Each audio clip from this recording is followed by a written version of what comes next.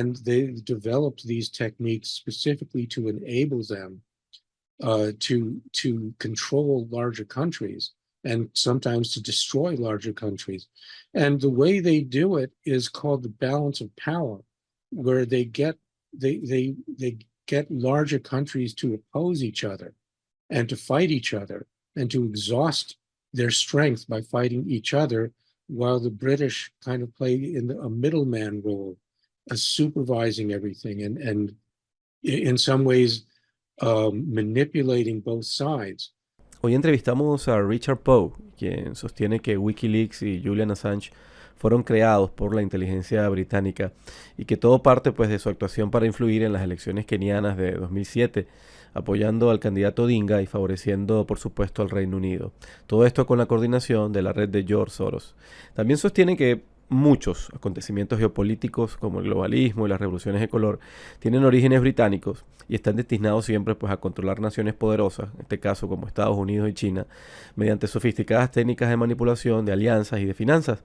Poe subraya la perdurable fuerza de la influencia británica y afirma que los conflictos contemporáneos y las estrategias económicas pues, sirven a menudo a estos intereses británicos para mantener su hegemonía mundial.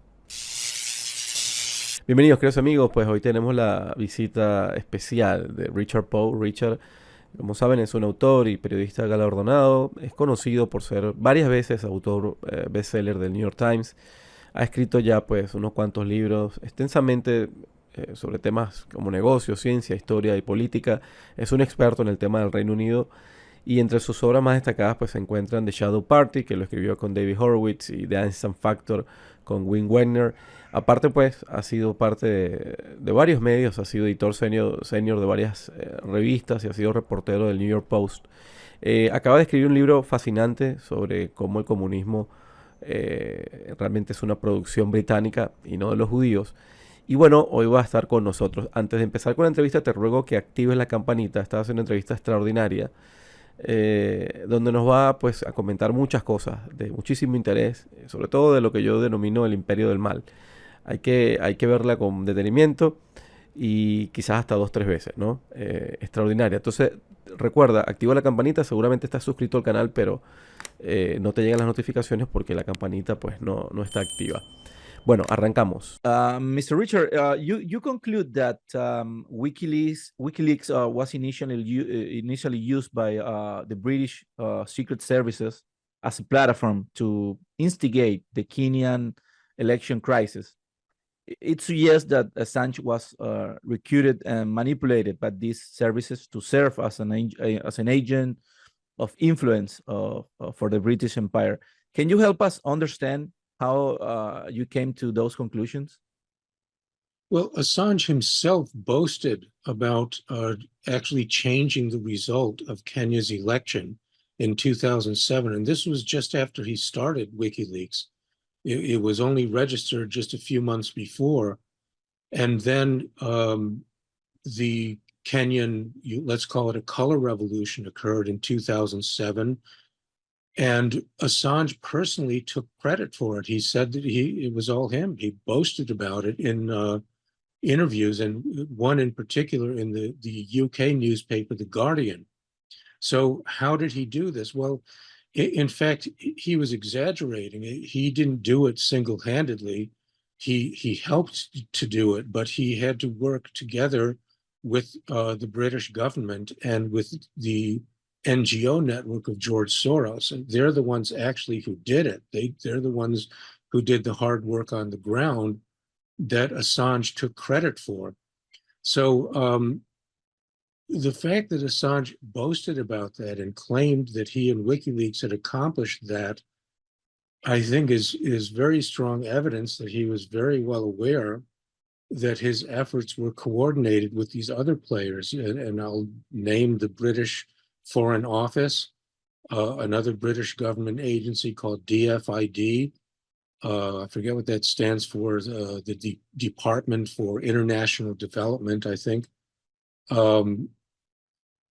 And then the George Soros Network in Kenya, there was a Open Society Institute branch that handled East Africa, and they had funded all these protesters who eventually perpetrated the color revolution, and which exploded very quickly into violence. And so all of these things, Assange certainly knew that he didn't bring out the protesters, and he didn't uh, play the role of the British Foreign Office, which actually officially put forth a joint statement after the election within hours of the vote coming in. The British Foreign Office plus this DFID that I mentioned, both British government agencies, they put out a joint statement basically rejecting the vote, saying there was massive evidence of voter fraud and completely inflaming the nation, and which immediately broke out into massive violence, which continued for 2 months. Now, 2 years after, more than 2 years after these horrific events, Julian Assange himself gave an interview to The Guardian in which he boasted that he personally was responsible for all this. Now, again, he was boasting a little bit. I think that's kind of part of his personality. He's a bit of a self-aggrandizer. But it's important to understand this is not something that I'm accusing Assange of doing. He has boasted of doing it. I'm simply going through the details and saying, well, let's look at what really did happen in Kenya. Who was involved? What was the timeline? And it's very, very clear that it was a British operation. And actually, the most provocative thing that happened was the British government itself officially questioning the vote. Then George Soros putting his rent-a-mobs onto the street. And Soros himself, I have argued, is a British asset. I'm quite sure that he is. I wrote an article some years ago called How the British Invented George Soros. And I think it's pretty clear that that's what he is. So the US government, of course, was also involved in Kenya, but interestingly, in the 2 days or so after the vote, the US was taking the opposite position. The UK was questioning the vote and claiming that their candidate, the one they favored, this guy named Odinga, claiming that he won. And so all these protesters were for Odinga, and the UK was backing Odinga, and so was Assange. The US, for a couple of days, was backing the sitting president, the incumbent, a guy named Kibaki. And then within 2 or 3 days, the US harmonized its position with the UK, which is typically what happens. But most people assume that the US is running the show and the UK is simply a vassal state of the United States and does whatever we say. But when you really investigate dispassionately, without prejudice, and look at how these things really work, you often find these situations, such as I just described, where the British were clearly backing Odinga, the US was clearly not backing him. But then 2 or 3 days later, we came around to the British position. It so often happens that way. Yeah. And you know that, well, I've been receiving critics because, you know, people like to, well, I think people is programmed to create their own heroes and their own villains. So they say, oh, well, how can you talk bad about Assange, and how can you criticize him? He spent 12 years in captivity. And you know, that's my nature, and I think we need to investigate. That's our job, and that's why the next question, you know, you can say that he spent 12 years in captivity. The question now for you, if you can help us to understand, is why and how do you interpret the imprisonment, and what role did the United Kingdom play in that detention? They broke the relationship. How do you see that period of time? Well, of course, assuming that my theory is true, that Assange is or was an intelligence asset, probably for the British. You know, intelligence assets, they don't always have a nice, smooth life. They get in trouble. They get the wrong people angry at them. They fall from grace. Sometimes they become double agents. All kinds of things happen. They don't have a smooth life. And so the short answer is I don't specifically know what happened with Assange. I really don't know why they arrested him initially in 2010, and I have no idea why his case was treated in such an extraordinary manner. It's very strange that he was kept in isolation for so many years. How often does that happen? It's very odd. So there was something odd about the whole case, but none of that suggests that he was not an intelligence asset. On the contrary, it suggests that he was, and that he was involved in very deep stuff, and that he knew a lot of things. He was a player, and somehow he ran afoul of the wrong people. And I don't pretend to know the details of that, but I would point out this. Assange from the beginning, his role model, his idol was Daniel Ellsberg. When he started WikiLeaks, he said he wanted to be just like Daniel Ellsberg, who you may remember is the guy who released the Pentagon Papers back towards the end of the Vietnam War. Well, Daniel Ellsberg was a CIA asset. That's what he was. And in fact, some people in the US intelligence community, especially in military intelligence, they think the release of the Pentagon Papers was an operation by the CIA to try to put the blame for the Vietnam War on the military, on the Pentagon, as opposed to blaming the CIA for it. That's one theory that's been put out there by people who are actual professional military intelligence people. They say it was an interagency conflict where basically the CIA was trying to blame the Pentagon for the war in the public eye. So I think the real issue with the public is that we have to stop thinking in terms of black and white, in terms of fairy tales, where there are white hats who are good and there are black hats who are bad.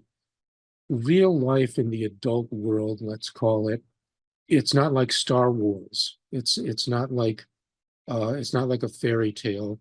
It's not always good guys versus bad guys. Quite often it's bad guys versus bad guys, or most often of all, maybe people who are just kind of in between, like you and me. Yeah.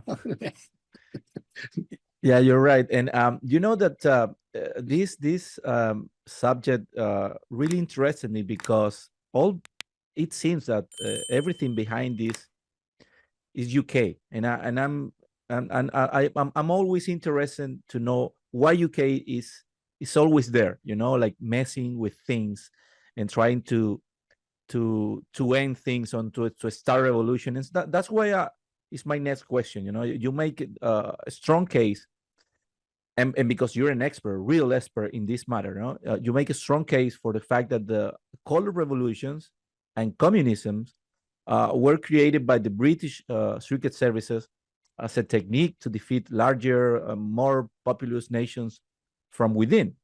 Can you help us understand how they did it? Perhaps we can start with George Soros and the color revolution, and then we go with the communism, if you want and if you can. Sure. The thing about England, about the UK, of course, it's a very small country with a small population and not a lot of natural resources. And yet it became the global hegemonic power that basically ruled the world. Certainly, let's say by 1900, there was no power on earth that could rival the United Kingdom. And I have argued in my writings that the UK initiated and caused both world wars, although the UK, the British like to present themselves as victims of those wars, and they'll say that Germany or somebody else really started it. I think the record is very clear when you look at it that both of those world wars were initiated and planned for a very long time by the British in order to increase their power and especially to increase their influence over the United States. And what I have documented in my writings, in my books and articles, is that the British formed a plan back in the Victorian era. Even earlier, this plan was already taking place in the Napoleonic era. But in the 1880s, it started becoming very clear to British leaders, and there are books written about this, articles. It's a matter of record. British leaders understood that they could not compete on a level playing field with these growing empires such as Germany and Russia and the United States, which were land empires, empires that grew by expanding their territory by land.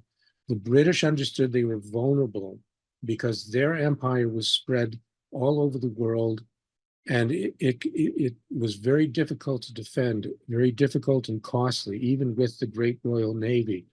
They understood that empires such as Russia and America were in a much naturally more defensible position, a stronger position, and would ultimately overcome them.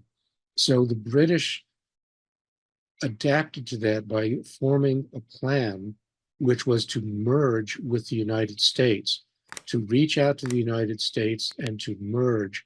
And the plan that they formed was actually to create a super state of all English-speaking countries and to merge them together. So it was, first of all, a merger between the UK and the US, but because the UK governed all the other English-speaking countries, they too would become part of this giant superstate. You know, Australia, Canada, New Zealand, originally South Africa and India were supposed to be included. Their status got a little fuzzier as time went on. But the original plan was put forth in writings, including in the last will and testament of Cecil Rhodes, famously. And he is often accused or credited with being the author of this plan, but he was a very young man. He was only 23, I think, when he first set this to writing. And I don't believe it was his plan at all, because he was a student at Oxford. He was part of a larger group of students who were part of the so-called Imperial Federation movement, or sometimes it's called the Movement for Liberal Imperialism. They were supposedly idealistic people who felt that Great Britain had the most liberal and enlightened culture and values anywhere in the world, and that the best way to spread this liberalism was to conquer the world and to colonize the world and to rule over the world as an English-speaking empire. And so this plan was supposedly set forth by Cecil Rhodes, but I think it really came from the very top levels of the British ruling class. And in fact, almost immediately when Cecil Rhodes put this plan into effect, he started a so-called secret society, I think in 1891. And he was immediately joined by all the really most powerful, wealthiest, most influential people in the British Empire, including the Crown Prince Edward, who would go on to become King Edward the Seventh, I think.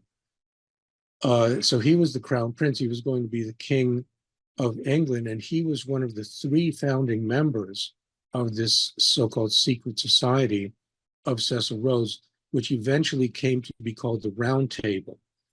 And so this Round Table organization was, it was really simply a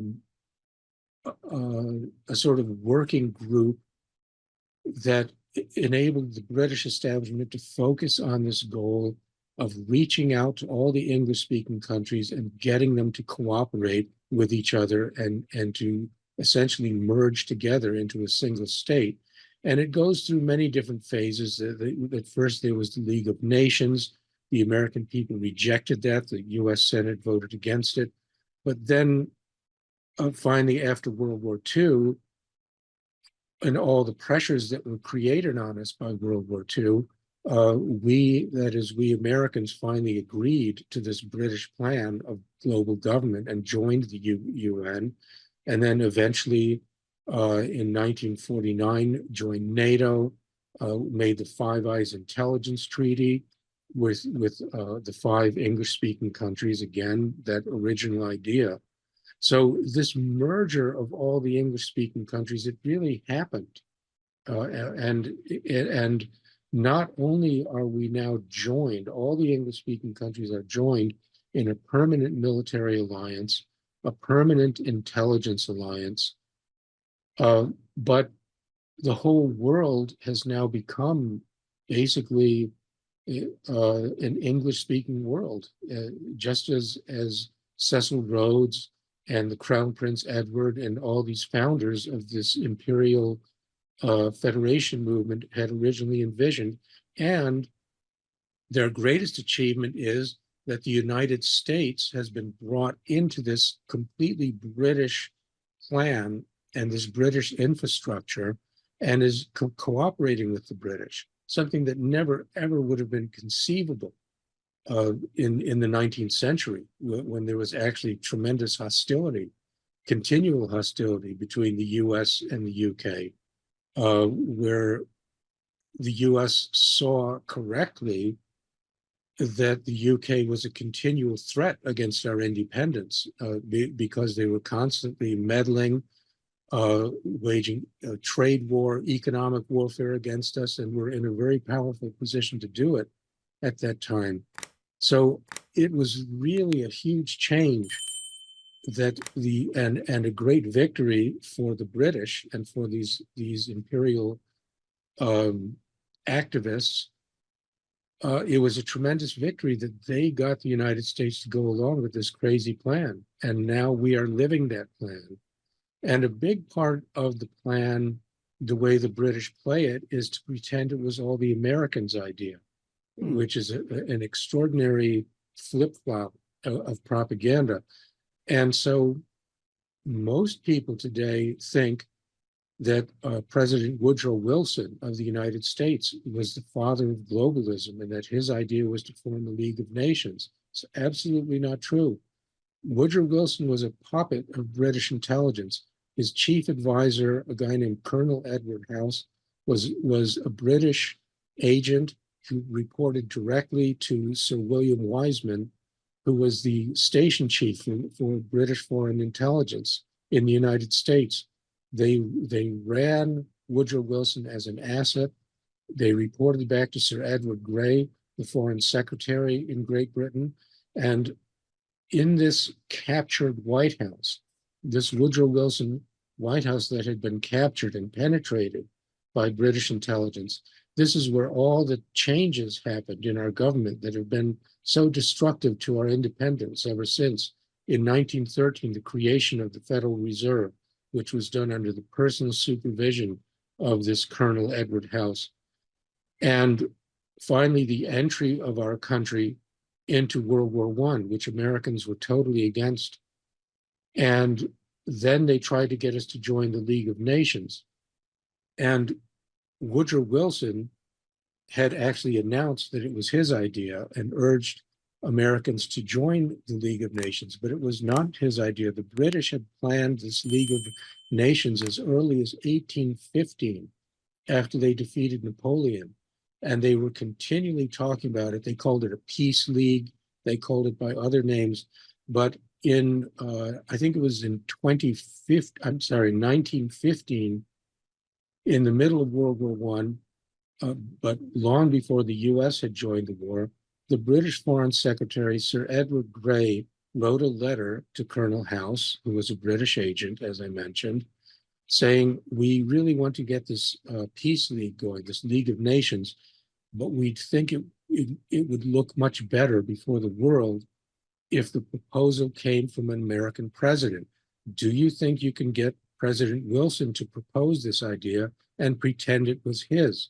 And Colonel House said, yes, I think I can do that. And he undertook to do it.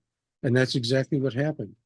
And so to this day, I would say most people in the world who think about these things, they think Woodrow Wilson came up with this idea of the League of Nations, and he didn't. Virtually all of the infrastructure of what we now call the globalist regime, the global world government, was British in origin. You can go back through the timeline and see how the British originally proposed it in some form, usually going back into the 19th century. And then at some point, each and every step of the way, they made some propaganda move to try to pretend that the Americans had proposed it or some other person of some other nationality had proposed it. They covered their tracks very well, but the history shows very, very clearly that the British were behind this whole idea of globalism. It was always their idea from the very beginning, and the Americans were always opposed to it, and even to this day still are. With George Soros coming back into the present, Soros has always made very clear that the United States of America is the biggest threat to the globalist enterprise. And this is because we have a very democratic government, a government which by its nature, by its structure, is very responsive to the will of the people, much more so than a government modeled in the English or the European way, where you have a parliament which can be manipulated or even dissolved by the executive, by even the monarchy. So our form of government is much more democratic than the globalists would like it to be. This causes constant problems for them, such as our rejecting the League of Nations back in 1919. But the other thing is the power and independence of the United States, which allows us to take action independently so that we don't have to necessarily listen to other countries, even if they're our allies. This also is a great annoyance for the people who are pushing globalism.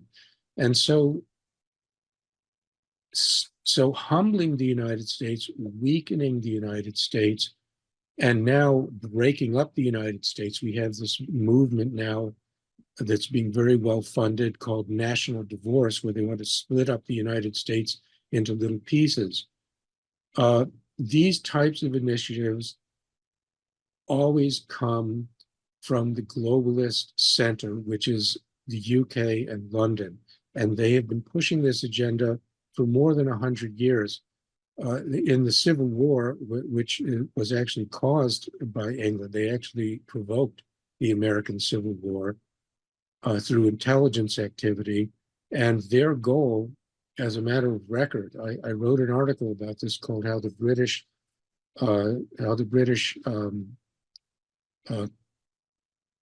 Created the American Civil War," something like that, and found many, many records, written records, absolutely proving that the British intentionally started the war and that their end game for the war was to split up the United States, not just into two pieces, but into many pieces.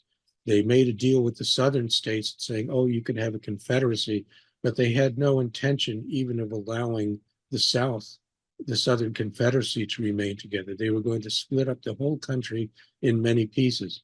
And that's simply because they wanted us to be more controllable and therefore more useful to them. And that's still their goal to this day. And George Soros, I have given much evidence in my writings and my books that he is a British agent of influence. I think it's very clear that he is, and the goal he pushes is clearly anti-American and pro-British. Hacemos una pausa, amigos, para recordarte que estamos en nuestro canal en Telegram. Abajo en la descripción del video, ahí vas a tener el link. Igual pues tenemos nuestro canal en Facebook y por supuesto estamos también en Rumble tratando pues de tener alternativas, ¿no?, a YouTube.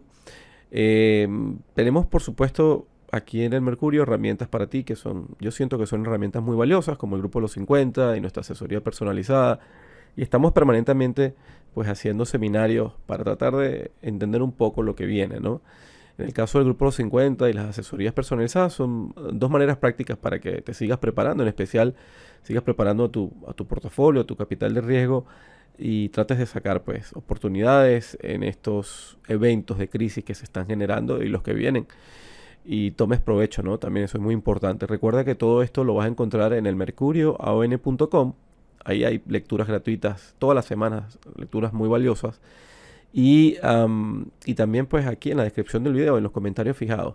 Recuerda ir a nuestro canal en Telegram, ser parte de nuestra comunidad y por supuesto de activar la campanita. Suscríbete y activa la campanita, es una manera realmente importante de ayudarnos. Así que continuamos. And can you explain us, because you have a recent book related to that, and friends, remember we're talking with Richard Poe, and he's New York Times best-selling author. I will give you in the description of this video the links to his recent book and also to his Twitter and his Substack. Please go there. It's an immense power of information. There you go. How the British invented communism, and it's an incredible book. And perhaps you can give us not the whole thing, but a little bit, because it's really interesting, and people then can go and buy your book. It will be great for our community. Well, this is my new book. It just came out. Basically, what I argue in this book is that the British invented this whole procedure, this technique of color revolution. Not the Jews, British. Right, and deliberately created a propaganda campaign to say that the whole thing had been invented by the Jews, much as I just described that they tried to pretend that globalism was invented by the Americans, and Woodrow Wilson in particular. It's simply how they operate. But the thing is, I discovered that the British actually were behind the French Revolution. This is going back more than 2 centuries. And I suspect as my research continues, I'll find out it goes back even further. But this technique of color revolution, I believe, is what actually built the British Empire. Because if you look at the age of revolution, which started in the late 18th century, and let's say it went until 1917, the Russian Revolution, this so-called age of revolution corresponds exactly with the period of the rise of the British Empire to become the leading global hegemon over the earth. And I don't think that's an accident. I think rather that in my book, I call color revolution the British secret weapon. And it was literally a secret weapon, this technique they developed of secretly overthrowing rival governments, but doing it in such a way that the hand of British intelligence was concealed. It was deniable, because they would create fake revolutions. They would make it appear that the people themselves were rising up and rebelling. And they would create a great fervor among the people to anger against the government. And so in some ways, yes, there was real anger, there was real rebellion, but it was all being orchestrated behind the scenes by British intelligence and for British ends. And so I think if you look at this period, this age of revolution, once you examine closely the facts behind each and every revolution, you find the British were behind it. And in my book, I examine very closely the French Revolution and the Russian Revolution. And it's very, very clear that the British were involved in every phase of the Russian Revolution, including the overthrow of the Tsar and the encouragement of the Bolsheviks to overthrow the provisional government. And then when the Civil War broke out, which was a 5-year civil war, in which the Reds and Whites were fighting for control of the country, the British were supposedly supporting the Whites, but they used that position of influence to undermine the Whites and make sure that the Reds won. And it's very, very clear and undeniable and shocking. It's really quite shocking.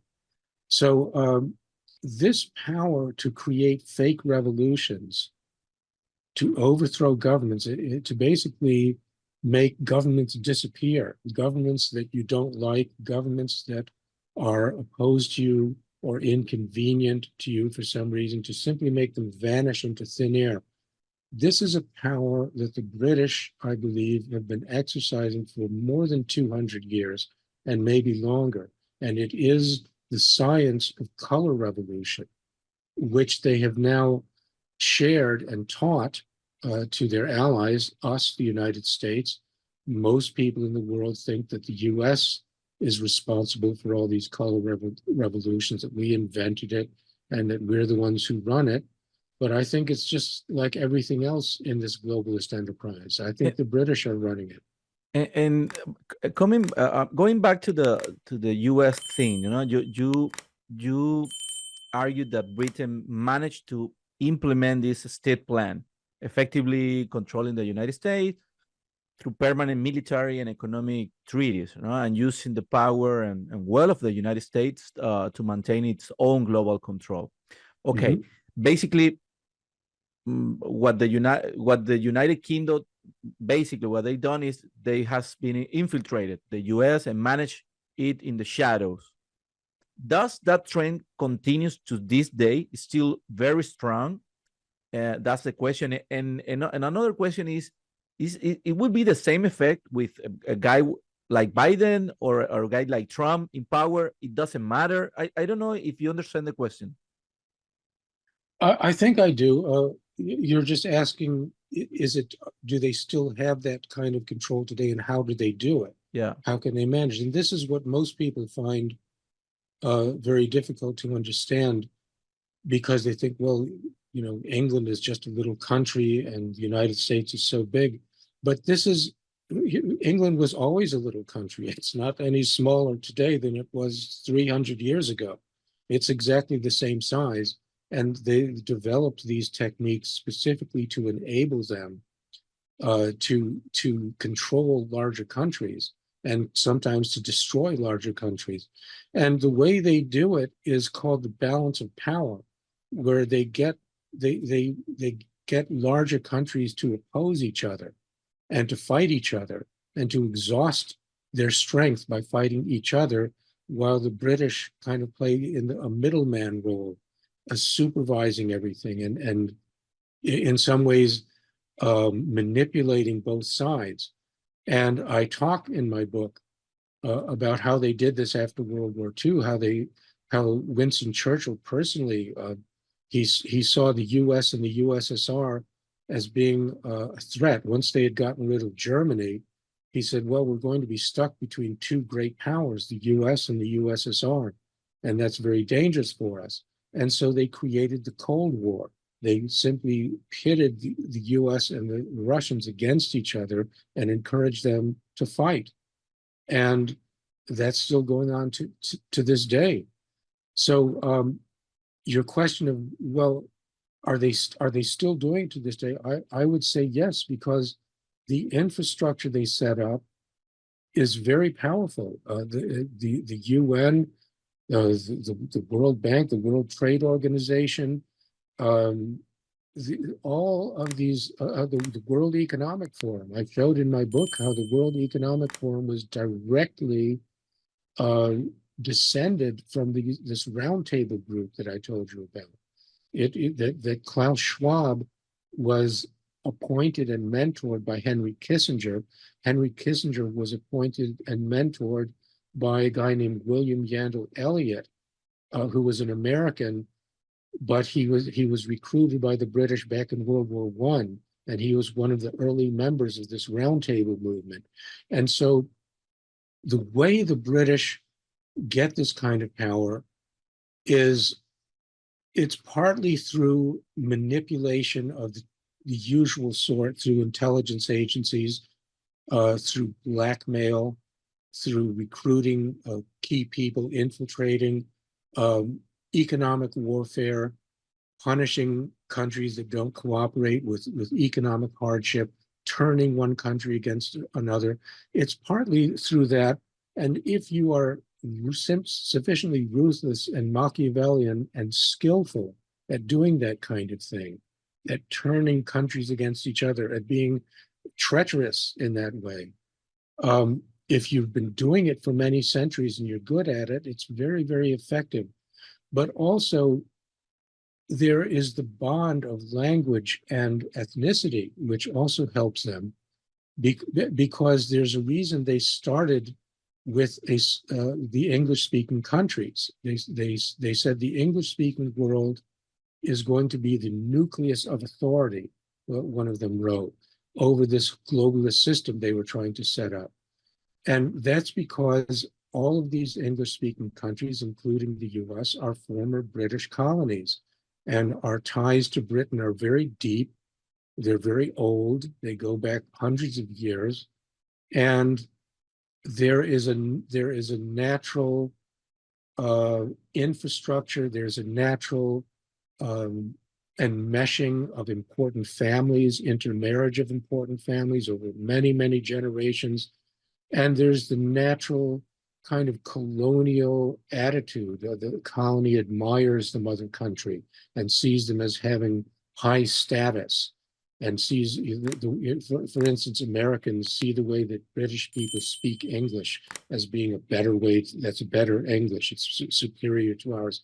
And these kinds of psychological things are called soft power. They may not seem very important, but they actually are, because the ties that bind all the English-speaking peoples together, these are bonds of blood and culture. They're family bonds. And you can't break such a bond.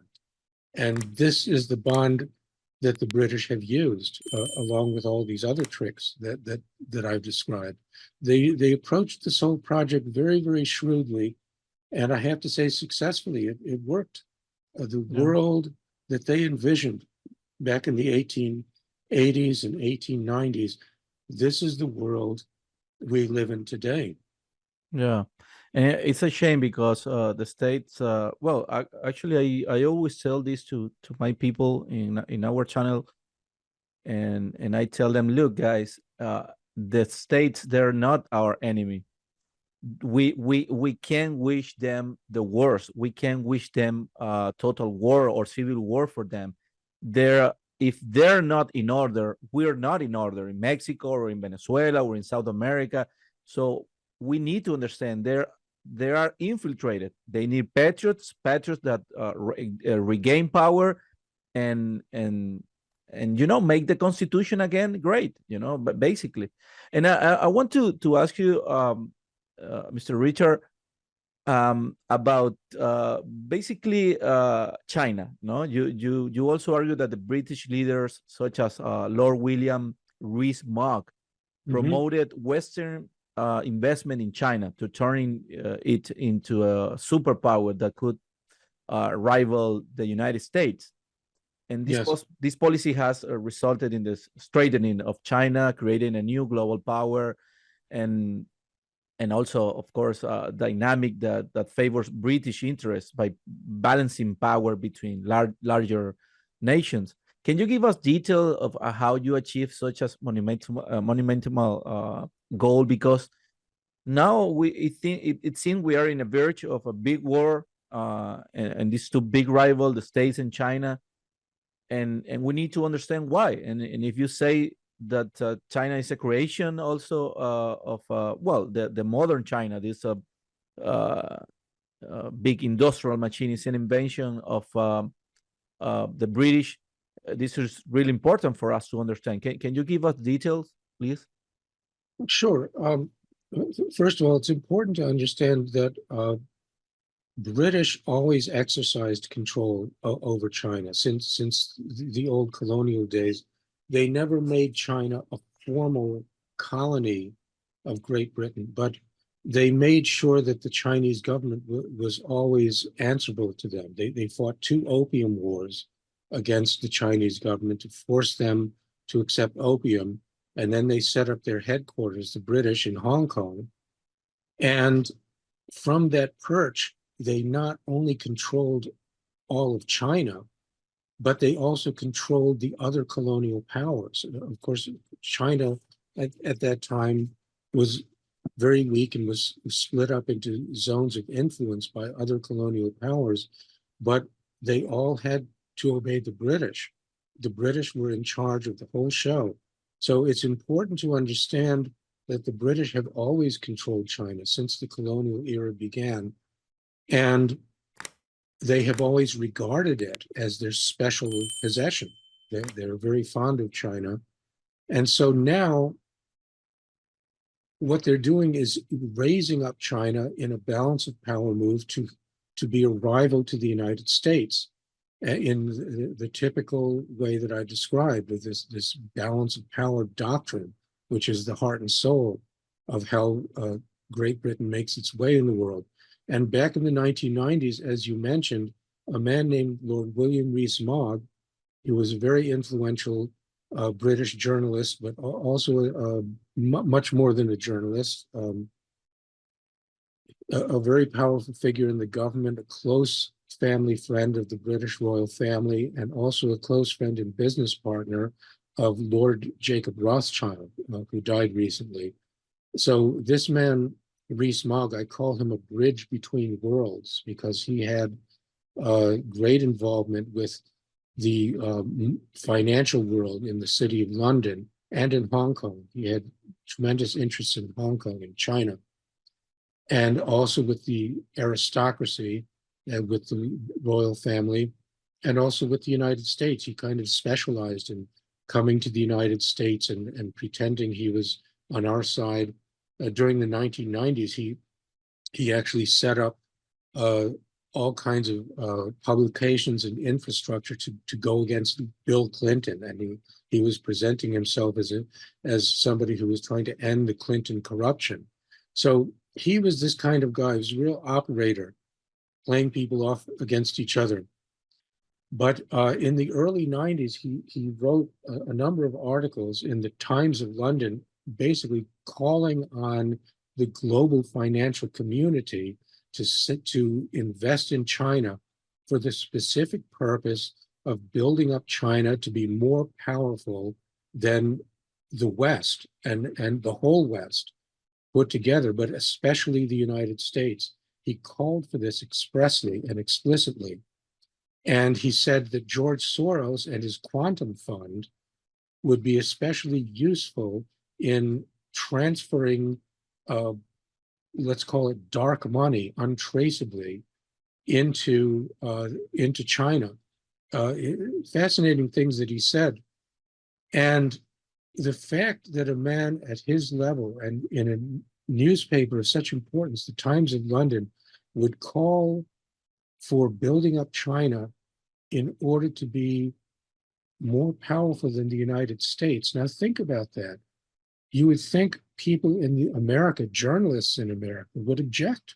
You would think there would have been a few articles saying, why is this guy saying this? Why is he against the United States? Nobody said anything. And this goes to the heart of why the British are able to control the United States. Because why this silence? Why doesn't anybody object?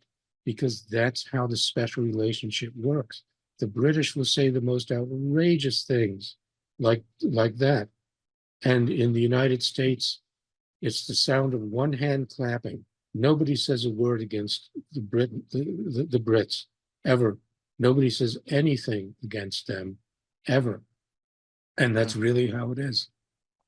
And can you show us again your book? I'm wondering if we can find this in Spanish already, or it's not yet in Spanish. Sadly, it is not yet in Spanish. It is in English. You can buy it on Amazon. You can find it on my website, richardpoe.com, on the X platform, @RealRichardPoe. I have a Substack. Yeah, and I will leave the people all those links, Substack and Twitter, and also the book. Please go there, and it's been a great pleasure. Finally, I just have one more question, Mr. Richard. Is Do you think, because of the British, they made two great things for them: the city of London and the financial world, not the real economy, the financial world and the fiction economy, and also the euro-dollar. They control the euro-dollar. At least they have a big part involved into the euro-dollar.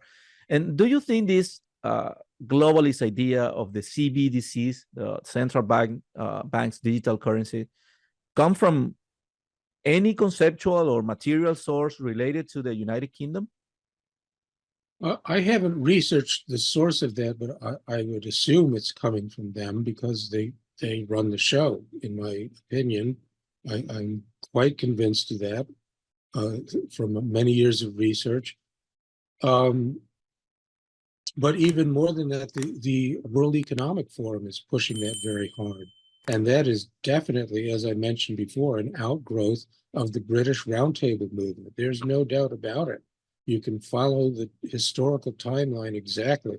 It was created by the same people who created and sustained the Roundtable movement during the early 20th century. And then they created various institutions to keep their agenda going. And the World Economic Forum was created in 1971 under a different name, but it was created by those people. It was created by the same people who had been working with the British Roundtable to create World War I, to create World War II, to draw the United States into a global government and to create a super state of English-speaking countries. These are the same people who created the World Economic Forum. And of course, this CBDC thing is one of their big projects, as all these other things that we're experiencing now in today's world that seem so frightening and terrible to us. They're all being pushed by the World Economic Forum, but they're also being pushed by the UN, which has a formal alliance with the WEF. And these are all British structures, all of them. And now we have this conflict that it seems to approach to us, Mr. Richard. This bifurcation, these two blocks that are emerging, the West and the East, and it seems that they can talk now. It's only gonna go for worst. And you see the British there, not trying to never talk about peace, only talk about war. And you have Nord Stream 1, Nord Stream 2, remember? And they're like there, no, trying to push and instigate and trying to avoid that people can come and talk, and that's something that really scares me, because I have two small kids and I don't want them to live in a war in war. Do you think that's possible, that we will have a big conflict?